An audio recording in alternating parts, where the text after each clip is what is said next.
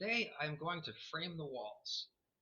What I've done so far is I have cut the top and bottom 2x4s for each wall and have laid them out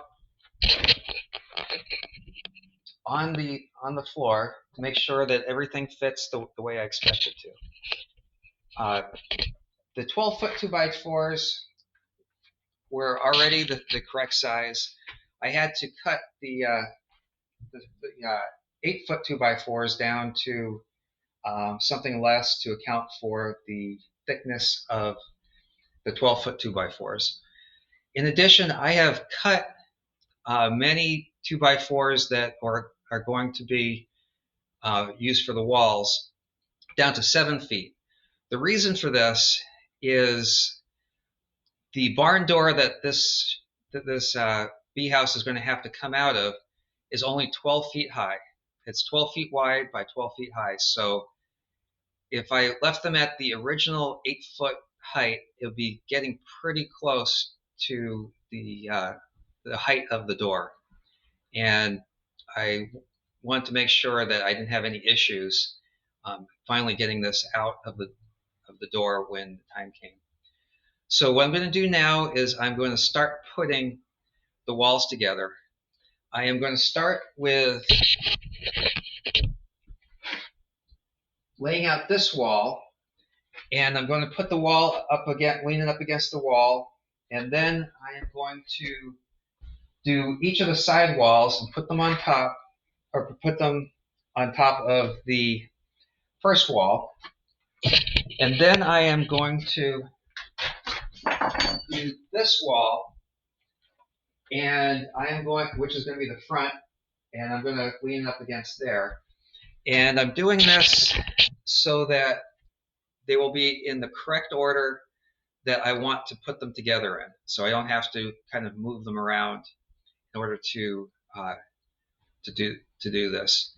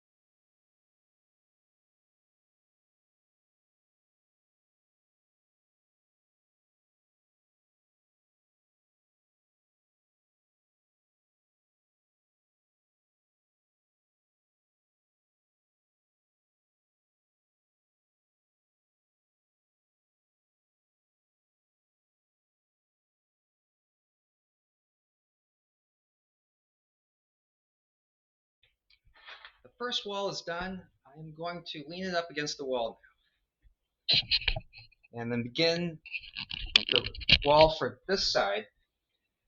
This side has no doors and is going to be a very simple side, very much like the first side.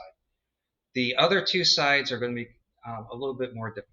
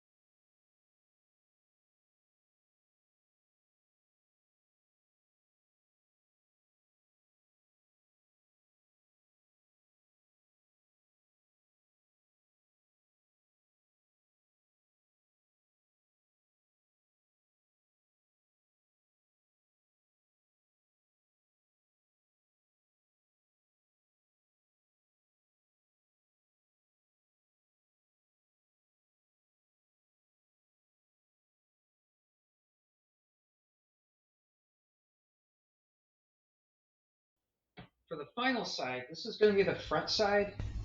This is where the hives are going to actually poke through or at least be exposed to the outside. All is up. What I'm going to do now is I am going to put the side that has the door in. That's going to go on the far side. And there is a side where the the header is flush with the rest of the wood, and there's a side where it's not. So I want the side that is flush with the rest of the wood to be on the outside so the siding goes on correctly. It doesn't really matter if there's a little bit of a gap on the inside because I'm not planning on finishing the inside.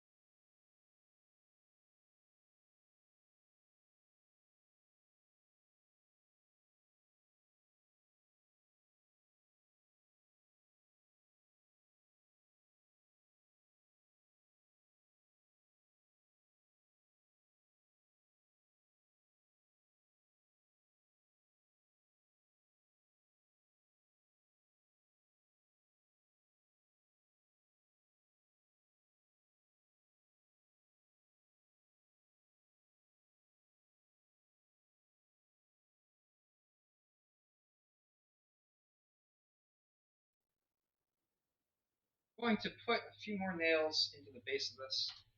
This is still a little bit wobbly. I'm not planning on putting sheathing on it. I'm planning on putting tongue and groove. So once the tongue and groove is on, I'm going to have to see if it's still wobbly. And if it is, I'm going to have to put some diagonal bracing, probably against this wall and that wall to make it not so wobbly.